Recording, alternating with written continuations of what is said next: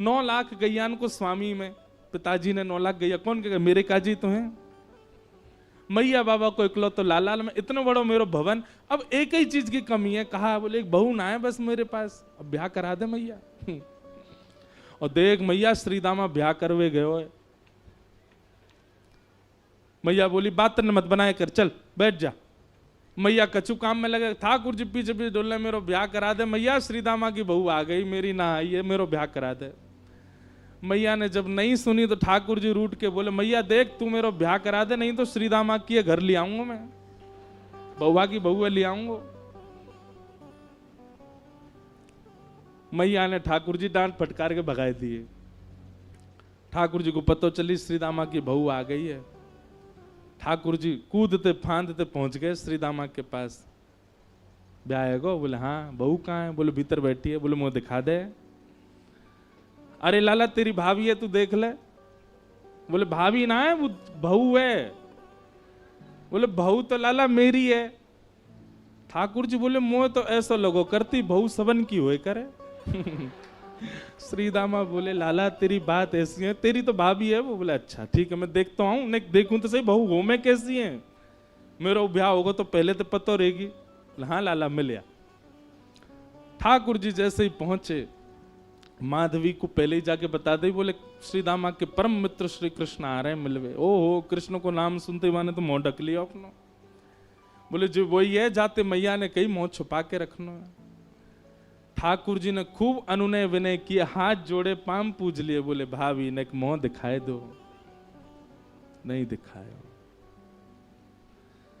ठाकुर जी बोले तू जाने ना आया भाई, मेरे मुंह को देख, मेरे मुंह देखवे के काजे करोड़न वर्ष की तपस्या करें, इतना नाम जप करें, उंगली घिस जाए तब वो मेरा मुंह ना देख पाए, और मैं तेरे आगे हाथ जोड़ खड़ा हूं, तू देखना रही है।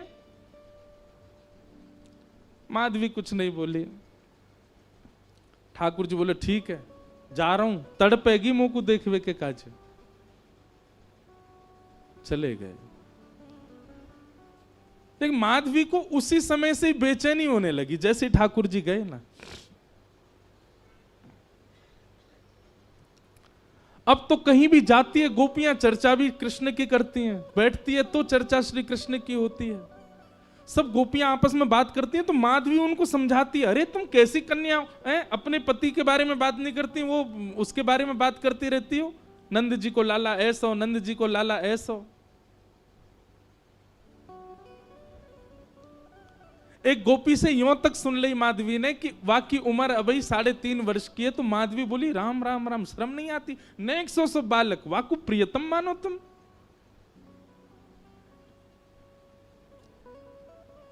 एक दिन माधवी जल भरने के लिए गई यमुना जी, और यमुना जी पर जल की गागर जैसे ही भरी, सब गोपी तो अपने अपनी जल ले ले करके वहां से चली गई। माधवी थोड़ी विलंब से पहुंची, अकेली जैसे जल की घागर भर के उठान लगी सो उठे नहीं, ऐसी भारी। अब इत को देखे कि कोई आ जाए, आकर के नेक ऊंचाई दे, आकू मेरे मूड पे धर दे, सिर पे तुम्हें ले जाऊं। खूब प्रयास किया लेकिन कोई दिखो नहीं दूर दूर तक। तभी नंद नंदन बांकी अदा से चलते भय वहां पहुंच गए। यहां पाम धरे वहां पाम धरे, मटकते भय नैन के सैन चलाते हुए। सैन मतलब जाने ना, याते के सैन। ठाकुर जी ऐसे चलाते रहे अपने बौन ने, सीधे ना रखें, सब जगह ते टेढ़े हैं, कछु ना कछु करते रहे। मतलब रात में सोते कैसे होंगे, वहां सीधे नहीं सोते होंगे, यशोदा मैया नंद बाबा पे चढ़ जाते होंगे, कोई काम सीधो ना करें। ठाकुर जी हमारे कानों हिला लेते होंगे, नाकों हिला लेते होंगे, का करें पतो ना। पहुंच गए। माधवी ने ठाकुर जी को देखो तो हो ना हो, लेकिन जैसे श्याम वरण श्री श्याम सुंदर सामने से आ रहे हैं, सो माधवी बोली ओ लाला इतकुआ ने कहियो, नेक मेरी मटकी उचाए दे, मूड़े धरवा दे, फिर चलो जाइयो। ठाकुर जी ज्यों ज्यों पास आते जाएं, माधवी को त्यों त्यों लगे तो सही कि यह बालक में कछु तो अद्भुतता है, लेकिन वाय ना पता है कि ये श्याम सुंदरी माने कभी देखे ही नहीं। नेक देखे और फिर कछु काम करने लगे, लेकिन काम वाकई स्थिति ऐसी है गई कि वो और चीजन में को मन लगे नहीं रहो, वाकई नेत्र अपने आप फिर रहे हैं। एक बात याद रखना बंधुओं, ठाकुर जी ने जादना अनुभव करा दियो, इंद्रिय अपने वश में नहीं रहेंगी। आपके हाथ, आपके पाम, आपके कान, आपके नेत्र, आपकी जीभ, आपकी नासिका, ये समस्त इंद्रियां, बुद्धि, मन सब हमारे वश में है। लेकिन जादना ठाकुर जी को नेक देर को भी साक्षात्कार भयो, सब ठाकुर जी को है जाएगा। अब माधवी कर तो कार्य रही है, नेक नेक मटकी को ऊंचाई की प्रयास कर रही है, लेकिन वहां के मन में बार बार यावे नेक तो देखूं याकू, और फिर नजर घुमा के देखे और फिर खुद पे विचार करे काई को देख रही हूं मैं, फिर अपना काम करने लगे, फिर काम कर, फिर नेक तो देखूं, फिर देखे और फिर देख करके फिर दोबारा अपने कार्य में, ऐसी स्थिति है गई। माधवी ने झटपट नेत्र बंद ही कर ली, बोले देखूंगी ही ना। पता ना क्यों इतना आकर्षण है रो। ठाकुर जी आ गए, माधवी नेत्र बंद करके, लाला नेक ऊंचाई दियो, मटकी ऊंचाई दे, उठवाए दे। ठाकुर जी बोले मेरे छोटे छोटे से हाथ मैं कैसे उठवाऊंगा। अब माधवी की स्थिति ऐसी कि रूप नहीं देख रही है, नेत्र बंद करके बैठी, पर ठाकुर जी का स्वर ऐसा लगा कि वो स्वर सुनते ही माधवी के चित्त में मानो कंपन जैसा हो गया। मैं एक बात कहा करता हूं कि आप नेत्रों से यदि बचना चाहो तो नेत्र बंद कर लो, ठाकुर जी को मत देखो, तो वो स्वर ऐसा बोल देंगे कि कानते उनके है जाओगे। कानन में रुई लगा लो, नेत्रन से देखेंगे नहीं, कान से सुनेंगे नहीं, तो उनके तन की सुगंधी ऐसी आवेगी कि वहां से उनके है जाओगे। नासिका बंद कर लो, आंख बंद कर लो, कान छुपाए लो, बोले अब ठाकुर जी कैसे होंगे। अपनी एक कनिष्ठ उंगली से ठाकुर जी आपके हाथ को छू देंगे, बस वह स्पर्श से उनके है जाओगे। कब तक बचोगे। आपकी इच्छा है तो सर्वांगीण इंद्रियां लगा दो तो ठाकुर जी के नहीं हो पाओगे। ठाकुर जी की इच्छा है गई तो वो आपकी एक भाव से आपको खींच लेंगे।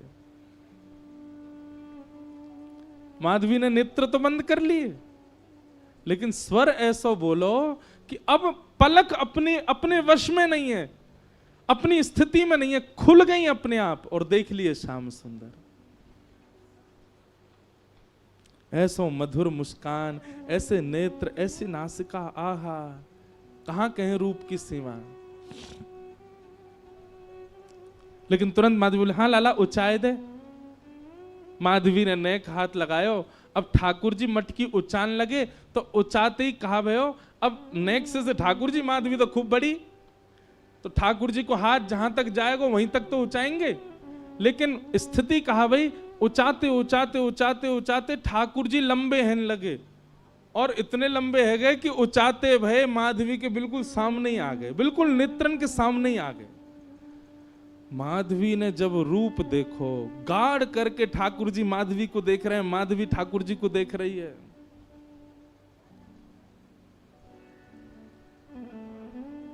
अब कहां ते ले जाएगी। अब स्थिति है का ले जावे की मटकी।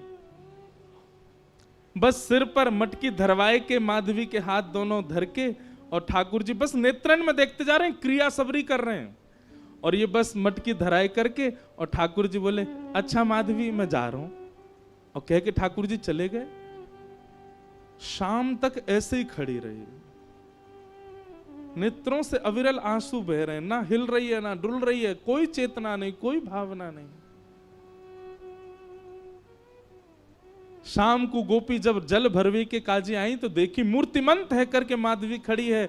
दिन भर से ऐसे खड़े हैवे के कारण वहां को रक्त तक रुक गए हाथन को, नेत्र लाल पड़े हैं, मोटे मोटे अश्रु बिंद गिर रहे हैं। कोई गोपी ने जाकर के एक पानी को छिड़काव मुख पे किया, होश में आई, होश में आते ही गिर पड़ी। गोपी ने कही कहा भे हो। माधवी बोली वो कहां है, वो कहां है। गोपी बोली कौन। अरे मेरी मटकी ऊंचाई के गए हो, ऐसे कमल जैसे नेत्र, ऐसी मधुर मुस्कान, पता नहीं क्यों उसके प्रति इतना आकर्षण हुआ। और बहन कहा कहूँ को स्वर सुन करके तो मैं अपने वश में ही नहीं रह पाई। कृष्ण नाम जब ते श्रवण सुनो रियाली, भूली री भवन में तो बाबरी भई रे। और इस पद की सबसे सुंदर पंक्ति मुझे लगती है, रोम रोम हो मैं तो श्रवण मई रे। मानो मैं कान बंद कर लूं तो कब तक करूं, मेरे रोम सुन रहे हैं उनका नाम, मेरे रोम पुकार रहे हैं उसको, मेरे रोम देख रहे हैं कि वो कहां चला गया। पहले 2 आंख थी, 2 कान थे, पर अब रोम रोम उसका हो चुका है। कहां तक छुपाऊं, कहां तक रोकूं खुद को।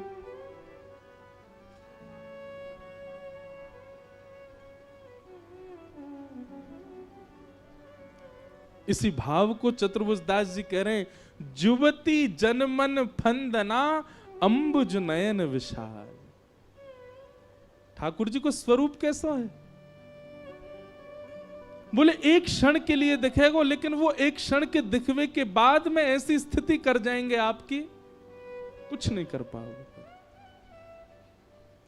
पहले ही भैया कल ही चेतावनी दे चुका हूं मैं ये चेतावनी केवल आपको नहीं, खुद को भी दे रहा हूं। ज्यों ज्यों रस बढ़े, ज्यों ज्यों कथा में भाव बढ़े, मैं खुद को भी चेतावित करूं कि अरे भाई नेक रुक जा, नेक डट जा, ज्यादा मत जा।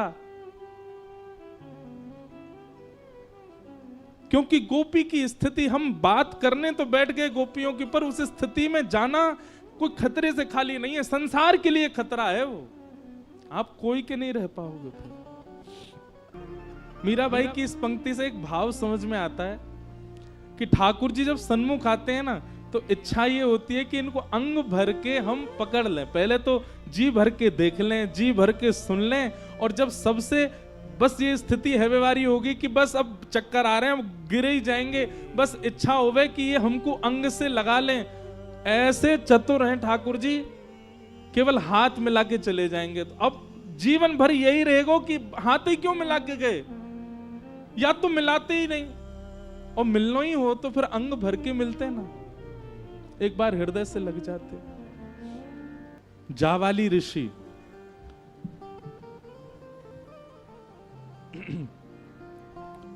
उन्होंने सब प्रकार के तप किए, सब प्रकार के यज्ञ किए, सब प्रकार की साधनाएं की। तब उनके मन में भाव आया कि मैं ब्रह्म विद्या की साधना करूं। बहुत ध्यान से सुनिएगा सब लोग, ब्रह्म विद्या क्या है? ब्रह्म विद्या ब्रह्म ध्यान को ही कहते हैं। भगवान नारायण शेषनाग पर पौड़े रहते हैं, नेत्र बंद कर, किसका ध्यान करते हैं? ब्रह्म विद्या। ब्रह्मा जी चतुर्मुख से नेत्र बंद करके ध्यान में बैठे रहते हैं, किसके? ब्रह्म विद्या। देवादिदेव महादेव हिमालय पर बैठ करके घनघोर विपरीत अवस्था में बैठ करके तप करते हैं, किसका स्मरण करते हैं? ब्रह्म विद्या। मतलब देवादिदेव महादेव ब्रह्म भी जिसका ध्यान करें वो है ब्रह्म विद्या। अब ब्रह्म विद्या क्या है? खीर में नमक डालने के समान होगा, उसकी ज्यादा व्याख्या, बस बात सुन लो।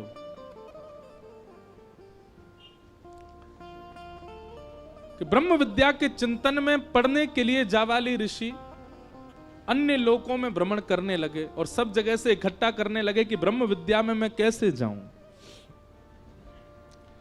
तभी विचरण करते करते किसी लोक में उनको एक परम सुंदरी कन्या दिखाई दी। बहुत ध्यान से सुनना, परम सुंदरी कन्या दिखाई दी, और वो कन्या भी ध्यान में बैठी थी। उसका रूप ऐसा, उसके नेत्र ऐसे, उसका सर्वांगीण अंग ऐसा कि कोई भी मोहित हो जाए। जब जावाली ऋषि ने उसको देखा तो देख करके सामने बैठ के उसको देखने लगे, तो थोड़ी देर बाद ही क्या होने लगा, उस कन्या के रूप से सहज ही जावाली ऋषि को ब्रह्म का चिंतन होने लगा। जिस चिंतन के लिए युगों युगों की तपस्या फीकी पड़ जाती है, वो तपस्या का भाव उस कन्या के दर्शन मात्र से होने लगा। सहज ही ब्रह्म का स्मरण होने लगा, सहज ही तप बनने लगा, सहज ही योग साधना बनने लगी, सहज ही इंद्रियों पर वशीकरण होने लगा, सहज ही बिना श्वास के जीवित रहने की इच्छा होने लगी, सहज ही बिना भूख प्यास के जीवित रहने का भाव उत्पन्न होने लगा। जावाली ऋषि बोले मैंने तो कुछ किया नहीं है, अपने आप कैसे मेरी साधना बढ़ रही है। तभी उस कन्या ने अपने नेत्र खोले। जावाली ऋषि ने कहा, देवी आप कौन हो? आपका सौंदर्य रूप आदि सब देख कर के पहले तो मैं चकित हुआ कि इतनी सुंदर, पर आपका सौंदर्य काम वर्धन नहीं है। आपका सौंदर्य, आपका रूप, आपकी उपस्थिति तो ब्रह्म को प्रकट कर रही है, तप करा रही है, योग निद्रा में डाल रही है, समस्त प्रकार की इंद्रियों के रसों को एकाग्रित कर रही है। आप कौन हो? तो उसने हाथ जोड़ के कहा, मैं ब्रह्म विद्या हूं। जावाली ऋषि चरणों में गिर गए, बोले मैं आपको ही खोज रहा था। जिसका ध्यान देव भी करते हैं, जिसका ध्यान नारायण करते हैं, जिसका ध्यान महादेव करते हैं, वो ब्रह्म विद्या हो। बोले जी। बोले आपको जो स्थिति मुझे देख करके हो रही है, ये ब्रह्म विद्या की प्रारंभिक स्थिति है। योग निद्रा में चले जाना, इंद्रियों को वशीकरण कर लेना, बिना श्वास बिना भूख प्यास के जी लेना, आदि आदि। जावाली ऋषि की खूब देर चर्चा चली। तब जावाली ऋषि ने कहा, हम सब ब्रह्म का ध्यान करते हैं, ब्रह्म विद्या का ध्यान करता है, पर आज ब्रह्म विद्या भी किसी का ध्यान कर रही थी, आप किसका ध्यान कर रहे थे? तब ब्रह्म विद्या कहती हैं, आप सुनना चाहते हैं मैं किसका ध्यान करती हूं? बोले किसका, बताओ। बोले निभृत कुंज पे अद्भुत सेज पर श्री प्रिया प्रियतम पौड़े हैं, और समस्त सहचरियां सखियां कोई राग गा रही हैं, कोई बीड़ा पवा रही हैं, कोई पंखा जल रही हैं, कोई चवण उड़ा रही हैं, कोई इत्र पुचकार रही हैं। इस प्रकार से उस निकुंज का स्मरण, उस निकुंज का चिंतन में ब्रह्म विद्या कर रही है।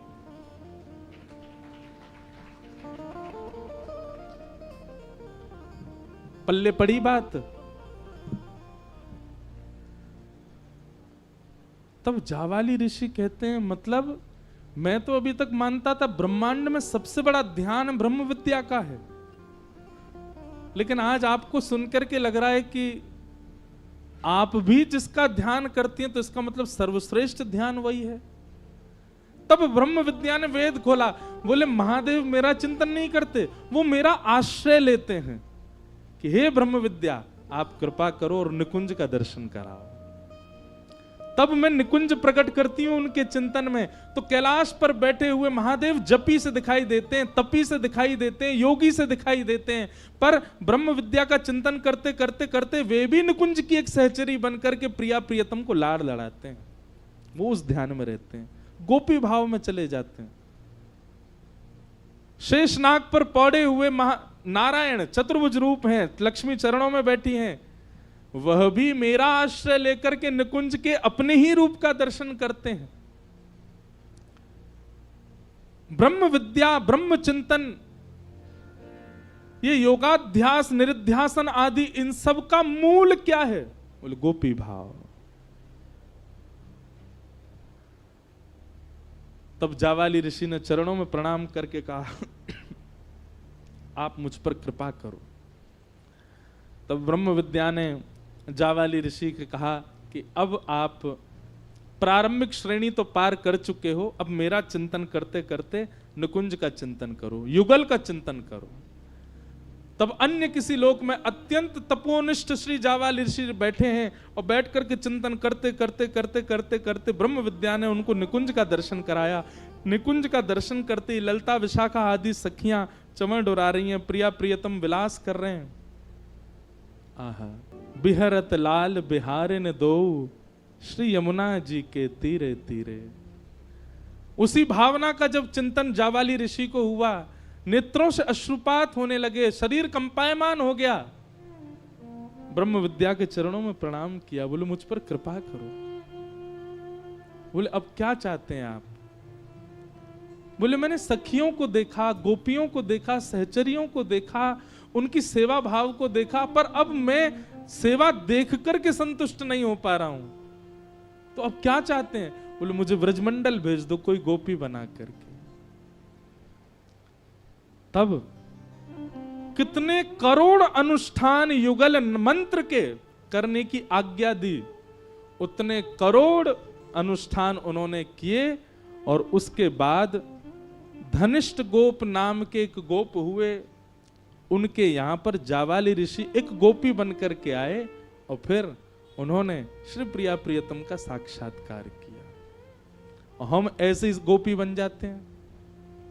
मैं ये बात समझाना चाहता हूं, जिन गोपियों के भाव को हम कल से सुनते आ रहे हैं, जिन गोपी के प्रेम की भावना में हम यहां बैठे हैं, जिन गोपियों की चर्चा के लिए 4 दिन हम लोग यहां, उसके लिए भूल से भी मत सोच लेना कि वह भाव हमारे चित्त में इन 4 दिनों में आ जाएगा। हम जो कर रहे हैं वो आडंबर मात्र है। वह भावना, उससे ठाकुर जी रीच क्यों नहीं रहे? फिर उससे ठाकुर जी प्रकट क्यों नहीं हो रहे? क्यों लीला का दर्शन नहीं करा रहे हमको? हमारे अंदर भावना है ना गोपी की, केवल परत मात्र चढ़ा रखी है गोपी की, भावना तो अभी आई नहीं है। और आ गई तो स्थिति देखना क्या होगी। भोरी सखी कहती हैं, बस्ती छोड़ एकांत बिठावो, बातन सो घबराही। ऐसे हो जाएंगे, हम बस्ती में बैठ ही नहीं सकते। हाँ, मैं स्वीकार कर रहा हूं कि वो भाव अभी हमारे चित्त में नहीं आया, इसीलिए इतनी भीड़ के सामने कथा कर रहे हैं। जिस दिन वो भाव आ गया, अदृश्य हो जाएंगे, मिलेंगे ही ना। ढूंढते कहां गए इंद्रेश जी? जादना वो भाव आ गया, मिलोगे नहीं किसी को। बातन सो घबराही। अभी हमको चुटकुल्ला सुनने में मजा आता है, हास्यपद बातों में आनंद आता है, एक दूसरे के संग क्रीड़ा कर रहे हैं, आदि आदि सब बातें बढ़िया लगती हैं। गोपी भाव आ गया तो बातन सो घबराई, मुझसे कोई बात ना कर ले। क्यों? एकांत।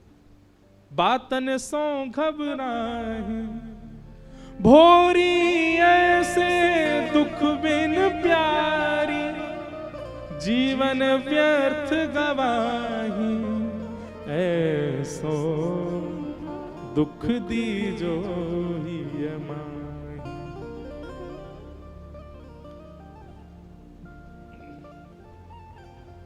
अर्जुन श्री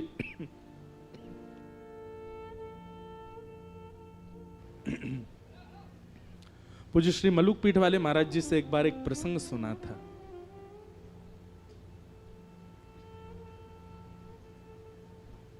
कि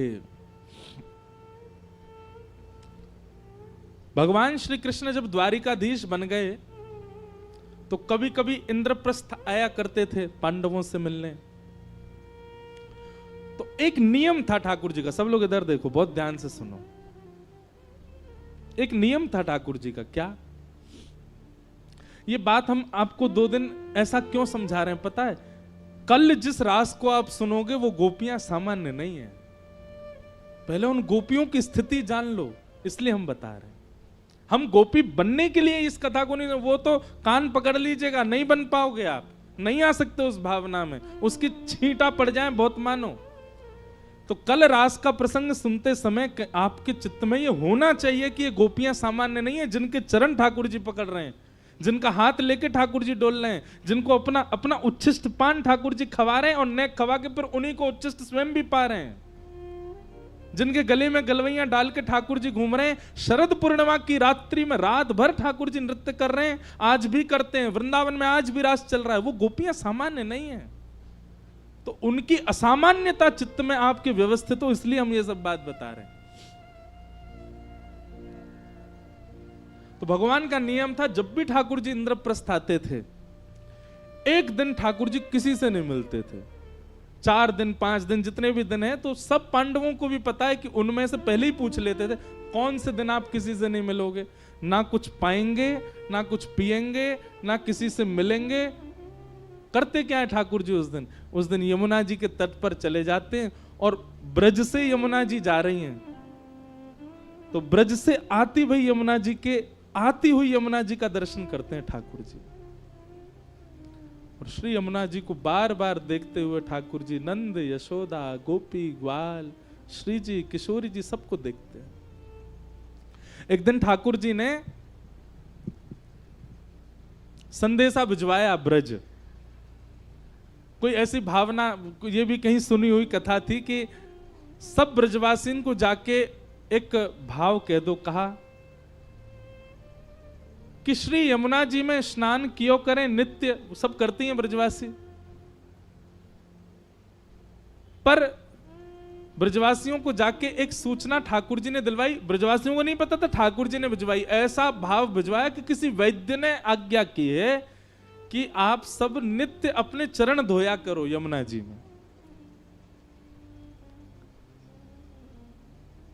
तो उस भावना से सब ब्रजवासी नित्य जाकर के अपने चरण प्रक्षालन करते हैं, चरण डाल करके बैठे, नेक नेक चरण धो में तो कोई रोग नहीं होगा, ऐसी भावना।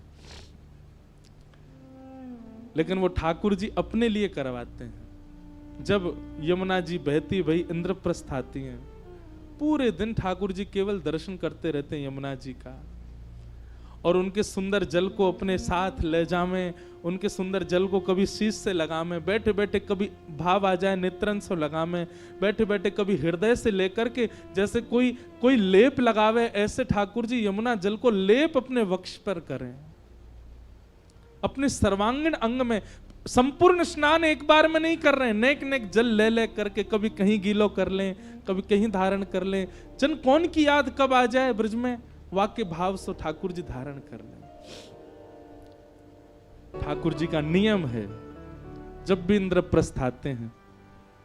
किसी ने मुझसे प्रश्न किया, बोले ठाकुर जी ब्रज काय गुना चले गए?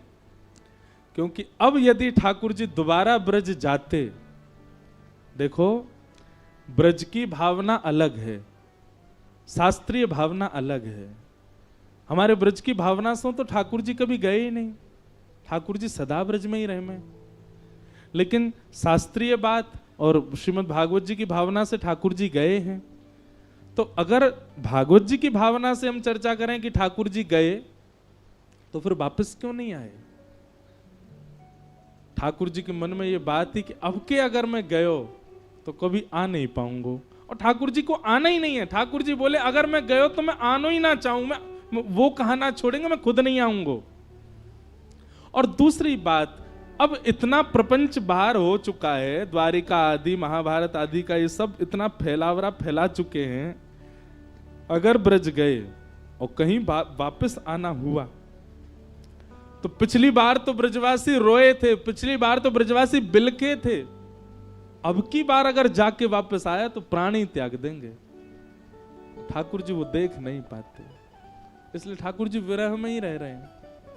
लोग कहते हैं ठाकुर जी हमको इतना विरह क्यों देते हैं? क्योंकि स्वयं ठाकुर जी भी ब्रजवासियों के विरह में रहे हैं। तो नित्य ठाकुर जी का नियम है, यमुना जी पे बैठ जाते हैं और यमुना जी का दर्शन करते हैं। एक दिन अर्जुन के मन में बात आई कि ठाकुर जी एक दिन हर बार इंद्रप्रस्थ आते हैं, किसी से मिलते जुलते नहीं, मैं देखूं तो ये करते क्या है। और ब्रह्म मुहूर्त में जैसे ही ठाकुर जी निकले, ठाकुर जी के पीछे पीछे अर्जुन भी निकल पड़ा देखने के लिए।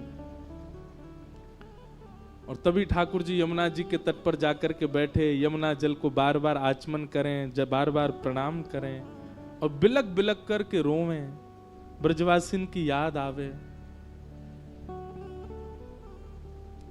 ठाकुर जी को रुदन करता देख अर्जुन स्वयं को रोक नहीं पाए और दौड़ करके गए और ठाकुर जी के चरणों में प्रणाम किया।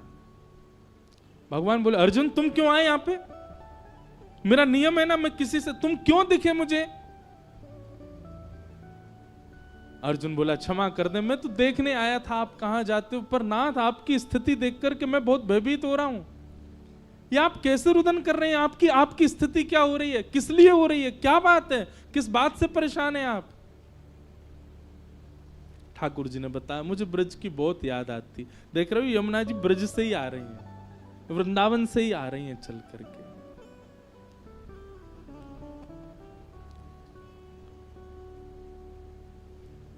अर्जुन कहते आप नाथ एक बात बताओ, ऐसा क्या है ब्रज में, या ऐसा क्या है ब्रज गोपियों में, या ऐसा क्या है नंद बाबा यशोदा में, जिनके लिए आप इतने व्याकुल होते हो? ब्रज में ऐसा क्या है जो आप ऐसे हैं? ठाकुर जी बोले पहले उद्धव को भेजा था मैंने, अब मैं बार बार थोड़ी भेजता रहूंगा। उद्धव तो संभल के आ गया 6 महीना में, शाम तक के लिए बोल के गया था, 6 महीना में लौट के। अब तुझे भेज दूंगा तो तू तो हो सकता वापिस ही नहीं आवे। बताने के लिए तो मैं नहीं बता सकता ब्रज का भाव क्या है, लेकिन चल तुझे दर्शन कराता हूं। और ठाकुर जी अर्जुन को लेकर के श्वेत द्वीप पहुंच गए,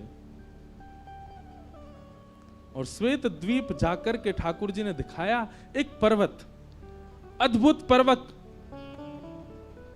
चमक रहा है, ना उसमें वृक्ष है ना पौधे हैं, किसी भी प्रकार की कोई वस्तु नहीं है, केवल चंद्रमा की भांति वो पर्वत चमक रहा है। और उस पर्वत के ऊपर में एक अंगुष्ठ के नख पर, दोनों भुजाएं ऐसे ऊपर करके, और एक अंगुष्ठ के नख पर एक ऋषि खड़े हैं और तप कर रहे हैं। अर्जुन पहुंचे, अर्जुन ने जाकर के कहा, हे ब्रह्मण्य, हे ऋषिदेव, आपको बारंबार प्रणाम। उनके नेत्र खुले। अर्जुन, आप अकेले आए हैं, ठाकुर जी नहीं आए आपके साथ? बोले हाँ आए हैं, नीचे खड़े हैं। बोले मैं उनकी तपस्या के लिए कितने वर्षों से तप कर रहा हूं, कृपा करके उनका दर्शन कराओ। ठाकुर जी सन्मुख आए, ठाकुर जी ने उनको आशीष प्रदान किया। अर्जुन ने पूछा कि आप इसी पर्वत पर खड़े होकर के क्यों कर रहे हैं, और आपकी भावना क्या है? तब संत ने बताया, बोले ये पर्वत सामान्य पर्वत नहीं है, ये हमारे ही कितने जन्मों से हम तप कर रहे हैं, और हमारे तप करते ही हमारी अस्थियां जो हैं वही पर्वत में विलीन होती जा रही हैं। तो इतने जन्म हम व्यतीत कर चुके जितना बड़ा ये पर्वत है, और ये अब हमारे इतने जन्म के बाद अब ठाकुर जी मिले हैं। ठाकुर जी ने मांगा, ठाकुर जी ने कहा वरदान मांगो, क्या वरदान चाहिए? तब उन्होंने कहा कि हमें भौम वृंदावन का वास चाहिए, श्री वृंदावन वास चाहिए नाथ। ठाकुर जी ने अर्जुन की ओर देखा, देख रहे हो इतने वर्षों से ये तप कर रहे हैं और इतने जन्म इन्होंने व्यतीत कर दिए केवल भौम वृंदावन को देख, भूमि के वृंदावन को देखने के लिए।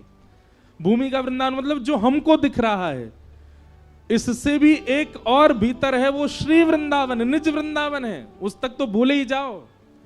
भौम वृंदावन की प्राप्ति के लिए इन्होंने इतना तप किया कि इनके पूर्व जन्मों की अस्थियां पहाड़ बन गईं।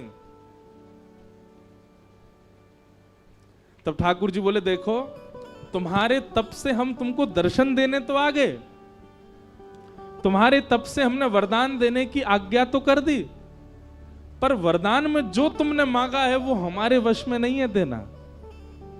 वो तो श्री प्रिया जी दे सकती हैं, वो तो हमारी श्री किशोरी जी दे सकती हैं,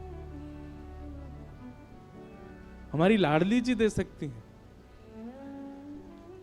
मैं ब्रजवासियों के दर्शन का सुख दे सकता हूं, संत सेवा दे सकता हूं, गौ सेवा दे सकता हूं, सुख समृद्धि और सब कुछ दे सकता हूं, अपना दर्शन तक दे सकता हूं, इंद्र की पदवी दे सकता हूं, ब्रह्मलोक दे सकता हूं, रसातल दे सकता हूं, पूरी भूमि का नृप बना सकता हूं।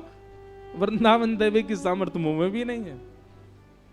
अर्जुन बोले, नाथ इतने निष्ठुर मत हो, देखो उन्होंने कितने जन्म व्यतीत कर दिए, आज जाकर के आप उनको दर्शन दे रहे हो और उसके बाद भी आप मना कर रहे हो कि आप वरदान नहीं दे सकते। ऐसा तो मत करो नाथ। अर्जुन ने भी प्रणाम प्रार्थना की, सामने वो ऋषि भी रुदन करने लगे। तो ठाकुर जी बोले, रुको, हम श्री जी से प्रार्थना करते हैं।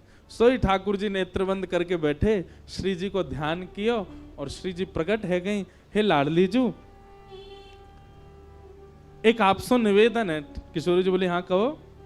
बोले, ऐसे ऐसे एक महात्मा हैं, उन्होंने तप किया है, पर उन्होंने केवल कृष्ण नाम का तप किया है, उन्होंने युगल उपासना नहीं की है, उन्होंने केवल हमारी आराधना की है।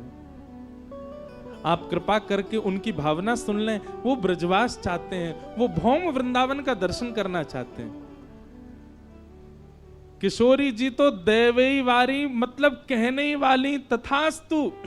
इतने में सखी आगे आगे ललता विशाखा ने कही, नहीं नहीं नहीं नहीं नहीं नहीं, ये तो हमारी बड़ी भोरी भारी है, इन्हें तो हम छुपा के रखें, इनके आगे तो न कोई रो जाए न कोई झूठे के आंसू बहा दे, ये तो तुरंत कृपा कर दें। कैसे नंद नंदन, सीधे कैसे किशोरी जी को ध्यान कियो? आपने हमसे पूछी, हमसे आज्ञा ली? ठाकुर जी बोले, क्षमा कर दो, कभी कभी तो हमको अधिकार है सीधे किशोरी जी से बात करवे को। ललिता विशाखा बोली बिल्कुल नहीं, पहले आपको हमको बताने पड़ेगा। हाँ, रास विहार की भावना, कुंज क्रीड़ा की भावना है, विलास की भावना है, उसमें आप स्वच्छंद हैं, आप कभी भी आओ। पर ये कोई और की गुहार लगानो, कोई की बात किशोरी जी से कहनो, ये सब आप सीधे नहीं कह सको, पहले हमसे चर्चा करनी पड़ेगी। किशोरी जी तो पीछे बैठा दें, ललिता विशाखा बैठ गई, हमको बताओ कहाँ बात है। ठाकुर जी ने बताई, इतने वर्षन से तपस्या कर रहे हैं, इतने जन्म व्यतीत कर दिए, इनको भौम वृंदावन का दर्शन करना है, भौम वृंदावन का वास करना है। विशाखा जी बोली, यानी युगल उपासना तो करी ना है, अकेले तुमको ध्यायो है, किशोरी जी को तो नामों नहीं लियो। बोले अब उनको पतो नहीं, उनसे न अपराध बन को। बोले नहीं, भौम वृंदावन के लिए तो युगल उपासना बहुत आवश्यक। अब कछु तो कृपा करो इन पे। तब ललिता विशाखा जी ने किशोरी जी की ओर देखो, बोले वैसे तो ये अधिकारी नहीं है वृंदावन जावे को, पर किशोरी जी और आपकी भावनाएं, किशोरी जी कृपा करना चाहे तो हाँ, इतनी कृपा इन पे है जाएगी कि 3 दिन बाद वैकुंठ जाएंगे अपने प्राण त्याग करके। वैकुंठ जावे से पहले 3 दिन के लिए इनको वृंदावन दर्शन करने का अनुभव होगा, इनको अनुमति मिलेगी, बस इससे ज्यादा नहीं। ये सब देख करके अर्जुन अपना सिर पकड़ करके बैठ गए। ठाकुर जी, मैं आधा पागल पहले था, पूरा पागल आज हो जाऊंगा। ये वृंदावन है कि ये ब्रजमंडल है, क्या भला है कि कैसे ये सब क्या चल रहा है? इतने वर्षों की तपस्या, इतना व्यक्ति परिश्रम कर रहा है, इतना आपकी उपासना कर रहा है, आपसे वरदान मांग रहा है। किशोरी जी वरदान देना चाहती है, ये बीच में ललिता विशाखा आ गई, इनने आकर के वरदान रोक दियो, और बाकी बात वरदान 3 दिन को दियो। ऐसा क्या है ब्रज वृंदावन? ठाकुर जी मुस्कुरा के बोले, जो समझ में आ जाए समझो वो कछु और है, वृंदावन नहीं है। और जो पल्ले ही ना पड़े, जो चित्त में ही नहीं आवे, जो समझ में ही नहीं आवे, वही प्रेम नगर हमारो वृंदावन है। वृंदावन सामान्य नहीं है। सोचो, इस कथा को सुन करके सोच के क्या भावना उत्पन्न हुई? हम खा रहे हैं, हम पी रहे हैं, हम सो रहे हैं, हम डोल रहे हैं, हम पाप भी कर रहे हैं इस भूमि में आकर के, जहां अनंत कोटि जन्मों तक तप करने के बाद केवल 3 दिन का दर्शन प्राप्त होता है, वहां हम ये सब क्रिया कर रहे हैं। तो या को मतलब हमने कितनो तप किया होगा, कितनी भजन साधना करी होगी, कितनो यज्ञ नेम कियो होगो। और आपसे भी ज्यादा तो जाको जन्म वृंदावन में भयो, ब्रजवासी है, वहां पर कितनी बड़ी कृपा है ब्रज की। और फिर भी हम ब्रज महिमा नहीं जान पा रहे, ब्रज के भाव नहीं जान पा रहे। इतनो अनुग्रह, इतनी कृपा, इतनी मिन्नत करनी पड़े तब जाकर के श्री ब्रज में 3 दिन को दर्शन प्राप्त होवे। हम तो यहीं रह रहे हैं। यहां को मतलब किशोरी जी, ठाकुर जी ने कितनो बड़ा अनुग्रह किया हमारे ऊपर। और वामे भी गोपी भाव, जो सर्वोत्कृष्ट भाव है, सर्वोच्च भाव है। हम ब्रज में आ गए, ब्रज में जन्म ले लियो, ब्रज में रह रहे हैं, यही बहुत बड़ी बात है। गोपी भाव तक पहुंचना तो बहुत ही मुश्किल है। गोपी भाव तक आ जाना तो अति दुर्लभ। इसीलिए प्रथम सखिन को पूजिए, प्रथम सहचरीन को पूजिए, प्रथम गोपीन को पूजिए, पांचे राधा कृष्ण ध्याइए। बाद में उनसे प्रार्थना करो, क्योंकि जब तक इनकी कृपा नहीं होगी, इनको अनुग्रह नहीं होगा, ये हम पर आनंदित नहीं होंगे, तब तक ब्रज वृंदावन प्राप्त ना है सके।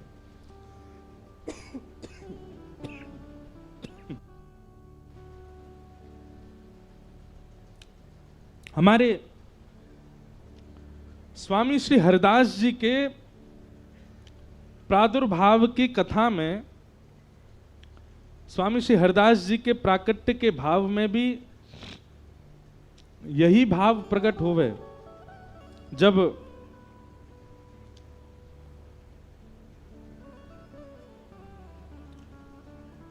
स्वामी जी के प्राकट्य की कथा आवे तो वहां पर भी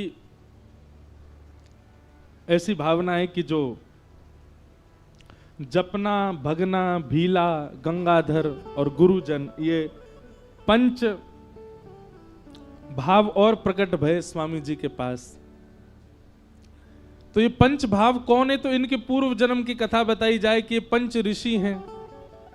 नारद जी को दर्शन कराने के लिए श्री द्वारिकाधीश इनके पास लेकर के गए, और तब जाके पता चली कितने वर्ष, कितने युग कल्पन से वे तपस्या कर रहे हैं, और काय बात की केवल निकुंज में प्रवेश चाहे। तब ठाकुर जी के श्री वक्ष से दिव्य तेज प्रकट भयो, वही में से श्री ललिता जी आई, और ललिता जी ने आकर के उनको गोपाल चूड़ामणि मंत्र को ज्ञान दिया और कहीगा कि इतने पुरुषार्थ करो तब जाकर के आप ब्रज में जन्म लोगी। तब नारद जी ने पूछी कि पंच ही क्यों है, पंच ऋषि ही क्यों है? तब ठाकुर जी ने बताई ये ब्रज की गोपीन की पंच ज्ञानेंद्रियां हैं। सावधानी से सुनो। आंख, नाक, जीव, कान और त्वचा, ये पंच ही व्याकुल होते हैं कृष्ण दर्शन में। नेत्र देखने के लिए, कान सुनने के लिए, नासिका ग्रहण के लिए, जिह्वा रस के लिए और त्वचा स्पर्श के लिए। यही पंच इंद्रियां इतनी व्याकुल हुई, इतनी व्याकुल हुई ब्रज की समस्त गोपियों की, कि इन पंच इंद्रियों ने ही ऋषि रूप धारण कर लिए। ब्रजमंडल की लाखों गोपियों की पंच इंद्रियां ही ऋषि रूप धारण करके गई हैं, और तब जाकर के उन्होंने अनंत वर्षों तक तप किया। समस्त गोपियों के नेत्र एक ऋषि बन गए, समस्त गोपियों के कान दूसरे ऋषि बने, समस्त गोपियों की त्वचा तीसरी ऋषि बनी, समस्त गोपियों की जिह्वा चौथी ऋषि और ग्रहण इंद्रिय पांचवी, पंच ऋषि। और इन्हीं पंच ऋषियों ने अनेक वर्षों तक तप किया, तब जाकर के भगवान नारद जी के साथ आए, तब भी इनको निकुंज नहीं दे पाए। तब श्री ललिता जी आई। ललिता जी कौन है?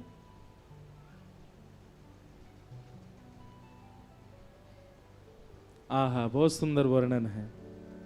एक दिना निकुंज में किशोरी जी बैठी हैं, और किशोरी जी बैठी तो वह समय ठाकुर जी को आगमन भयो, और ठाकुर जी किशोरी जी से बोले, हे श्यामाजू, मेरा तो मन है रो कि आज आपको श्रृंगार मैं करूं। किशोरी जी बोली, हाँ करो। तो ठाकुर जी अपने हाथन से श्रृंगार कर रहे हैं, किशोरी जी की पत्रावली बना रहे हैं, बैणी गूंथ रहे हैं। आहा, किशोरी जी की बैणी गूंथ रहे हैं ठाकुर जी, और बैणी गूंथ के वहां में सुंदर सुंदर पुष्प अर्पित कर रहे हैं। किशोरी जी की ठोड़ी पकड़ करके अपने निज करसों ठाकुर जी पत्रावली बना रहे हैं। किशोरी जी के नेत्रन में सुंदर काजर लगा रहे हैं,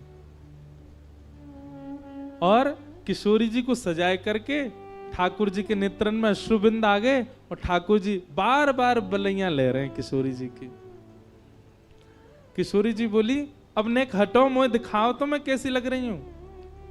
किशोरी ठाकुर जी बोले, ना ना मैं ना दिखा रहा हूं। बोले क्यों? आपकी नजर आपको ही लग जाएगी, इतनी प्यारी लग रही हो आज तो। हटो श्याम सुंदर, मुंह को देखन दो, आज कैसो श्रृंगार कियो आपने। ठाकुर जी बार बार आरसी छुपा में, जहां जहां भी प्रतिबिंब दिख सके ठाकुर जी पहुंच जाए, ना मैं ना देखन दूंगा। किशोरी जी मान करके बैठ गई। तब ठाकुर जी, अच्छा रुको मैं लेके आऊं, और सुंदर बड़ो सा दर्पण ठाकुर जी लेकर के आए, और किशोरी जी के सामने खड़े हैं, और सामने खड़े करके किशोरी जी से कह रहे हैं, ले देख लो। अब किशोरी जी ने जब अपना श्रृंगार का रूप देखा, तो किशोरी जी को अपनी सुंदरता पर नहीं रीझ रही है वो। उनके मन में बार बार ये भावना आ रही है कि ये बिंदी श्याम सुंदर ने धारण कराई है, ये पुष्प यहां इतना प्यारो लग रहा हो, श्याम सुंदर ने ऐसे ऐसी उंगली करके यहां धारण करायो, ये बैणी इतनी सुंदर लग रही है, अपने निज कर से गूंथी है, ये काजर इतना सुंदर लग रहा है, लाला ने अपनी उंगलीन ते मेरे आंखन में भरो है। उनको ये भाव नहीं आ रहा कि श्रृंगार कितना सुंदर, उनको बार बार मन में आ रहा है कि यह भाव ऐसे धारण कियो, यह भाव ऐसे धारण करायो, यह तो ऐसे धारण करायो। श्याम सुंदर ने अपने रूप को देखते देखते देखते देखते देखते किशोरी जी मोहित हो गए, अपने रूप पे ही मोहित हो गए। लाल जी आरसी ले जाए, किशोर कहाँ ले जा रहे हो, सामने ही रखो ना, देखन दो, थोड़ी देर और देखन दो, थोड़ी देर और निहारन दो, थोड़ी देर और दर्शन करन दो।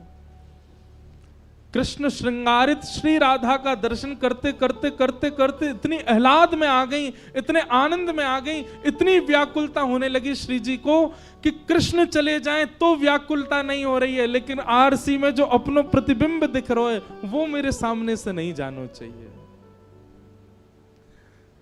अब तो शाम को समय है गयो, अब तो अन्य कार्य के लिए जानो पड़ेगा, सोनो भी पड़ेगा, और या आरसी से दूर ही जानो पड़ेगा, और या आरसी से दूर जावे की अब स्थिति मेरी है नहीं तो कहा करूं।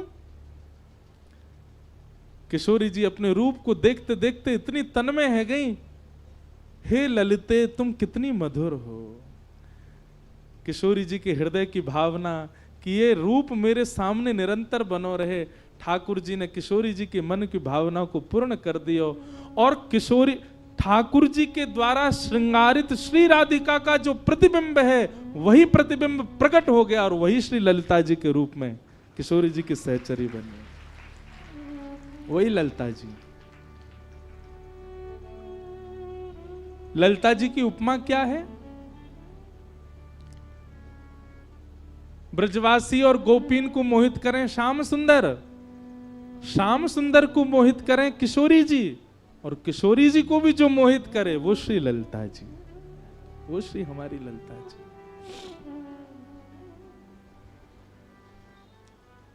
पाए पड़ो इन सखियन के, तब अनुग्रह होएगो, तब नेक कृपा होएगी, तब गोपी भाव के छींटा पड़ सके हमारे चित्त में। ये गोपी बननो इतनो सामान्य नहीं है, इतनो सहज नहीं है जितनो हमने सोच लियो है। ठाकुर जी के आगे नृत्य करनो गोपी भाव नहीं है, गोपीन की तरह श्रृंगार करनो गोपी भाव नहीं है, गोपीन जैसा स्वभाव होना गोपी भाव है। और वो स्वभाव हाँ ब्रज के रसिकन में आपको देखने को मिल जाएगा। अरे गिरिराज जी आए करो, गोवर्धन नाथ जी को बाद में प्रणाम करो, एक बार पंडित श्री गया प्रसाद जी महाराज को प्रणाम करके आओ। क्यों? गोपी भाव है उनके चित्त में। ये लाला के बाबा की जय, बाबा के लाला की जय, लाला बाबा, ये बाबा कोई जय जयकार हो। ये हमारे प्रथम श्रोता हैं बाबा, पूरी कथा सुने सामने बैठ के। पाए परो इन संतन के, रसिकन के। हमारे वृंदावन के पूज्य श्री प्रेमानंद जी महाराज, उनमें गोपी भाव है, प्रणाम करो। हमारे श्री तटीय स्थान वाले पूज्य महाराज जी, चरण पड़ो उनके, ब्रजरज माथे से लगाए के डोले करो, उनमें गोपी भाव है। हमारी इतनी उपमा तो नहीं ललिता विशाखा तक हम पहुंच सके, पर इनके पाए पड़ो। ये कृपा करके, ये अनुग्रह करके ललिता विशाखा की जो सहचरी पर सहचरी है उन तक पहुंचाएंगे। वहां से फिर नए ऊंचे उठेंगे, नए ऊंचे उठे, तब कभी जाके ललिता विशाखा के चरण में प्रणाम होगा, तब जाकर के कभी निकुंज को दर्शन होगा। इतना सामान्य निकुंज में प्रवेश सरल नहीं। पाए पड़ो हमारे मलुक पीठ वाले महाराज जी के, पाए पड़ो हमारी गोपी स्वरूपा श्री दीदी के पूज्य गुरुदेव भगवान के। इनकी कृपा से एक ऐसी गोपी प्रगट भई जाने श्री जी के यश को गा गा करके सबन को आनंद कर दियो। पाए पड़ो हमारे पूज्य श्री रसिका पागल बाबा के, जिनने ऐसे दो निधि प्रदान कर दिए ब्रज को। इन रसिक जनन के पाए पड़ो। गिरधर जब अपनों करी जाने, गिरधर जब अपनों, गिरधर जब अपनों करी जाने, गिरधर जब अपनों करी जाने। ताको मन संतन की सेवा, ताको मन संतन की सेवा। मौन क्यों बैठे हो आप लोग? सुन के पीछे जो पद याद है भाई तो ऐसी जोड़ते गामे। और जो याद ना है वहां में ऐसे चुप काई को लगा जाओ। ठाकुर जी अपनों कब मानेंगे, ये पद में बताए हो जा रहे है। ताको मैंने संतन की सेवा, ताको संतन की सेवा, भक्त चरण रज सदा लुभाने, भक्त चरण रज सदा, भक्त चरण रज सदा लुभाने, भक्त चरण रज सदा लुभाने, गिरधर जब अपनों कर जाने,